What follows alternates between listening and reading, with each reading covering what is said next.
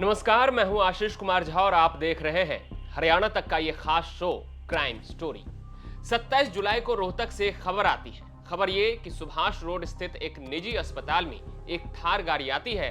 इस गाड़ी से दो युवक उतरते हैं। घायल अवस्था में गाड़ी से एक युवक को उतारकर अंदर स्ट्रेचर पर रखकर वहां से फरार हो जाते हैं। इधर जब डॉक्टरों ने स्ट्रेचर पर लेटे घायल युवक को चेक किया तो युवक की मौत हो चुकी थी। मृतक युवक दलित है और उसकी पहचान सुमित उर्फ शुभम के रूप में हुई है। जानकारी के अनुसार सुमित के शरीर पर चोट के निशान मिले और उसके साथ मारपीट की गई। इस मामले के सामने आने के 6 दिन बाद अब तक पुलिस के हाथ खाली हैं। आगे बढ़ने से पहले आप आर्यनगर थाना के एसएचओ विजेंद्र सिंह का यह बयान सुनिए, जिसमें उन्होंने बताया है कि आरोपियों की पहचान हो चुकी है। सूचना मिली है एक से सर पोस्टमार्टम करवा दिया, डेड बॉडी हैंड ओवर कर दी। परिजनों ने क्या शिकायत दी है? परिजनों ने शिकायत दी थी कि ये होटल पे काम करता था और घर से गया था।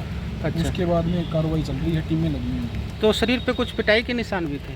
हाँ, वो अभी उसका पोस्टमार्टम हुआ है, वो तो डॉक्टर साहब रिपोर्ट मिलेगी तब बताएंगे इसकी। अब परिजनों ने कोई पैसे को लेने देने बताया सर? नहीं, ऐसा कुछ नहीं आया, मैंने समझा नहीं। अच्छा, अभी कार्रवाई आगे में क्या की जा रही है? कार्रवाई सर रेड कर ली है जगह जगह, उसमें सफलता मिल जाएगी जल्द से जल्द। जो हॉस्पिटल में डेड बॉडी रख के गए थे ये, उनकी पहचान हो पाई कुछ? कौन सी?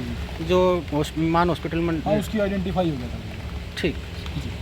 हत्या के 6 दिन बाद आज मृतक सुमित के परिजन रोहतक एसपी से मिलने पहुंचे। इस दौरान परिजनों ने एसपी से आरोपियों को पकड़ने की गुहार लगाई। इस हत्याकांड से जुड़ा कुछ सीसीटीवी फुटेज भी आज सामने आया है।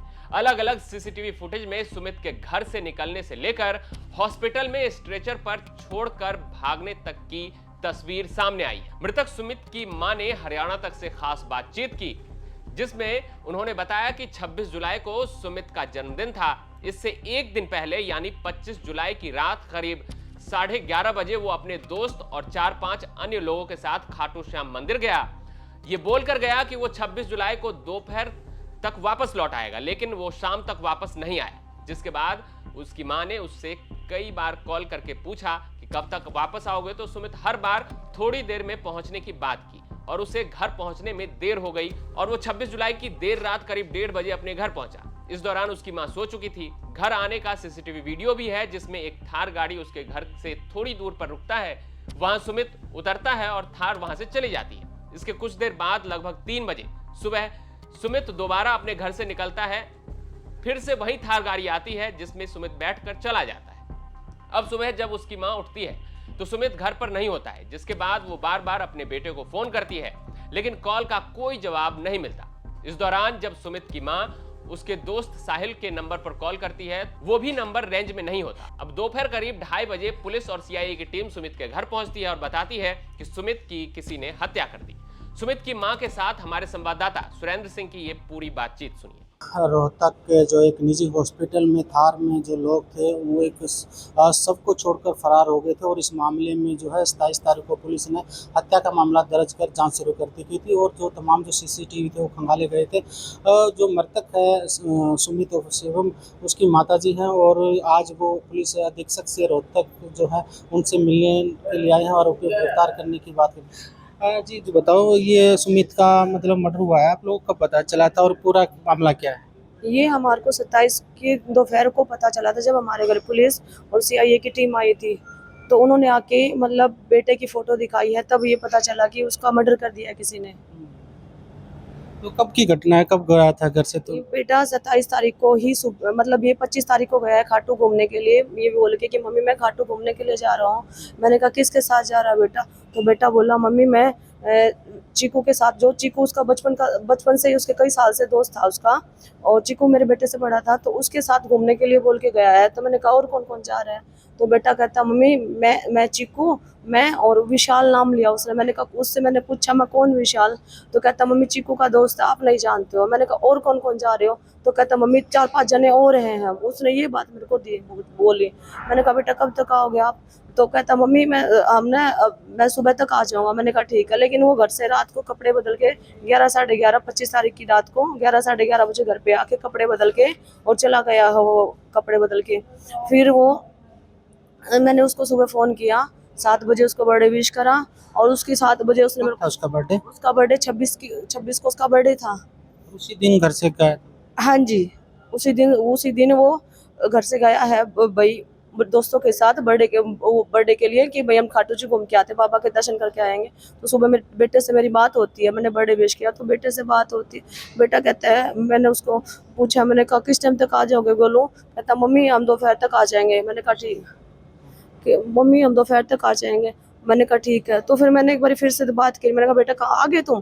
कहता नहीं मम्मी अभी नहीं आए, अभी हम ना घूम रहे हैं यहीं पे, अभी हम खाटू में ही और घूम रहे हैं। मैंने कहा ठीक है। बोला मम्मी हम शाम तक आ जाएंगे। मैंने कहा ठीक है।